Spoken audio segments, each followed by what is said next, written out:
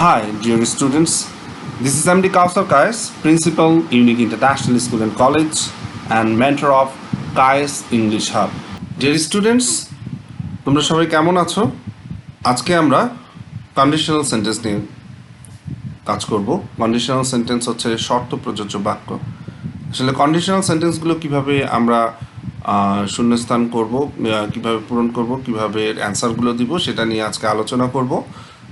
তো প্রথমেই আমরা দেখতে পাচ্ছি ইফ অর্থ যদি, তারপরে প্রোভাইডেড দ্যাট, প্রোভাইডিং দ্যাট, এটার অর্থ যদি। অর্থের দিক দিয়ে এগুলো মোটামুটি কাছাকাছি এবং কন্ডিশনালের নিয়ম অনুসারে এগুলোর অ্যান্সার করতে হয়। এখানেও দুটি ক্লজ থাকে এবং মজার বিষয় হচ্ছে এর আগের ভিডিওতে আমরা যেমনটা সো দ্যাট, ইনওয়ার্ডেড দ্যাট এগুলো নিয়ে আলোচনা করেছিলাম, ঠিক একই রুলসগুলো আমরা এখানে পাব।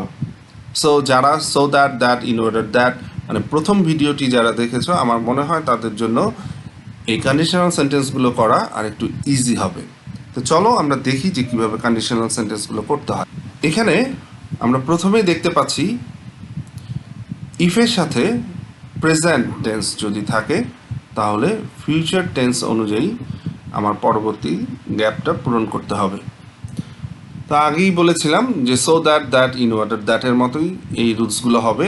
সেখানেও আমরা দেখেছিলাম যে প্রেজেন্ট ইনডিফিনিট থাকলে পরবর্তী সেন্টেন্সটি ফিউচার ফর্মে চেঞ্জ করা যায়। তো এক্সাম্পলগুলো আমরা একটু দেখি। আরেকটা জিনিস মনে রাখবে যে তোমরা ইফের সাথে প্রেজেন্টটা বসবে, ফিউচারেরটা আমার অ্যান্সার করতে হবে। এখন ইফ ইউ ওয়ার্ক হার্ড এক্সাম্পলে আমরা দেখতে পাচ্ছি এটা কিন্তু প্রেজেন্ট ফর্ম, সাবজেক্টের পরে V1 এবং এ পাশে you will prosper in your life, এটা কিন্তু ফিউচার ইনডিফিনিটে আছে। যদি তুমি কঠোর পরিশ্রম করো তুমি তোমার জীবনে উন্নতি করতে পারবে। নেক্সট এক্সাম্পলে আমরা যদি যাই, এখানে দেখতে পাচ্ছি ইফ ইউ ওয়ান্ট, যদি তুমি চাও, আই উইল হেল্প ইউ, আমি তোমাকে সাহায্য করব। ঠিক একইভাবে এটা প্রেজেন্টে আছে, এটা ফিউচারে আছে। পরবর্তী কন্ডিশনালটাতে আমরা যদি যাই দেখতে পাই যে ইফের সাথে পাস্ট ইনডিফিনিট এবং পরবর্তী সেন্টেন্সটা হবে পাস্ট কন্ডিশন এবং সেই আগের মতোই উড, কুড, মাইট, এরপরে V1 বসবে, কারণ এগুলোকে মডেল অক্সিলারিজ বলা হয়। মডেল অক্সিলারিজের পরে সবসময় V1 বসে। আমরা এক্সাম্পলে চলে যাই।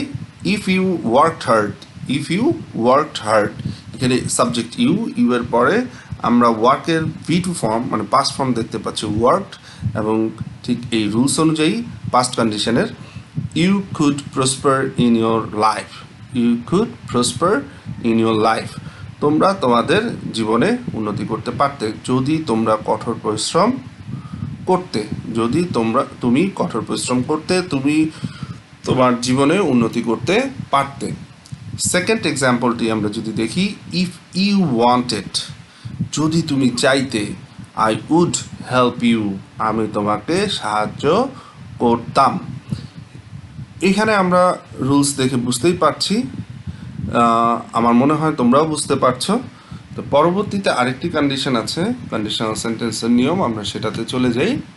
তো সেখানে আমরা দেখতে পাবো ইফের সাথে পাস্ট পারফেক্ট যদি থাকে তাহলে পরবর্তীটা পারফেক্ট কন্ডিশনে হয় এবং সেই সো দ্যাট, ইনওয়ার্ডেড দ্যাটের রুলসের মতোই উড, কুড, মাইট, এখানে হ্যাভ প্লাস V3, হ্যাভের পরে ভার্বের পাস্ট পার্টিসিপল।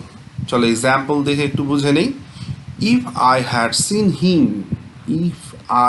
সিন হিম, এখানে সাবজেক্টের পরে হ্যাড হচ্ছে পাস্ট পারফেক্টের অক্সিলারি ভার্ব এবং এরপরে V3।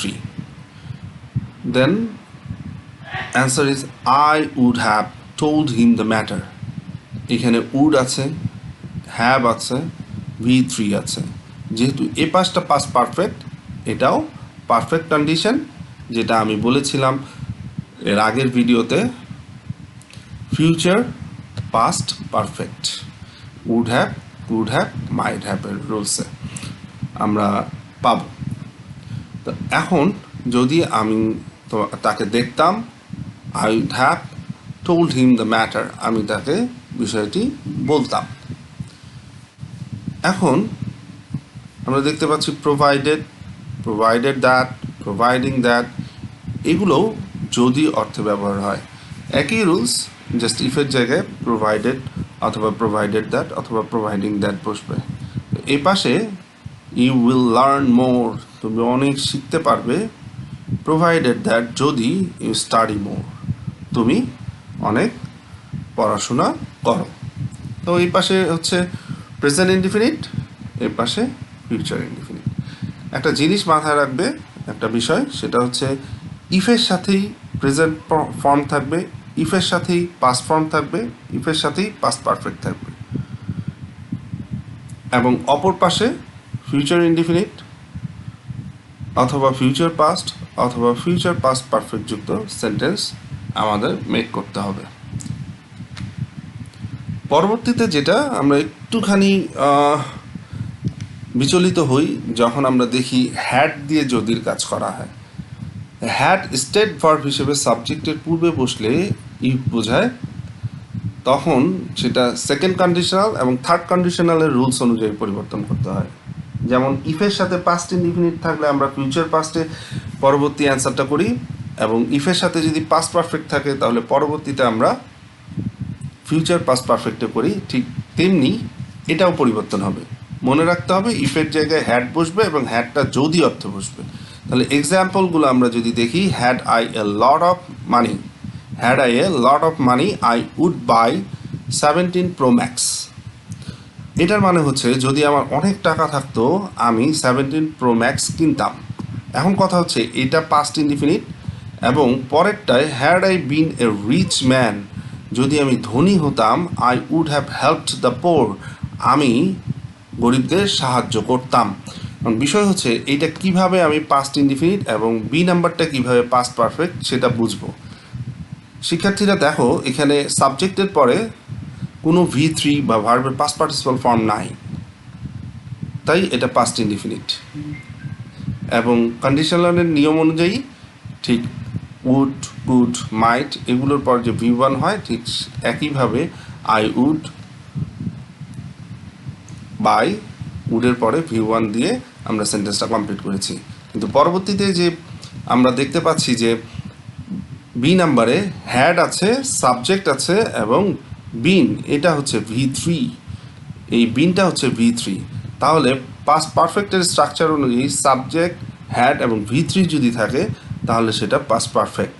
যদিও এখানে হ্যাডটা আগে বসেছে, কিন্তু সেটা যদির কাজ করেছে, এবং এটা কোনো ধরনের ইন্টারোগেটিভ সেন্টেন্স না। তাই এখানে যেহেতু এটা পাস্ট পারফেক্টের রুলসটা মেনটেন করেছে, তাই আমরা এখানে would have, could have, might have এরপরে V3 দিয়ে সেন্টেন্সটি তৈরি করতে পারি। তো সেক্ষেত্রে এটা হচ্ছে থার্ড কন্ডিশনালের রুলসটির শর্ত পূরণ করেছে। তা আজকে এ পর্যন্তই। পরবর্তীতে আরেকটি ভিডিও নিয়ে আমি আসব।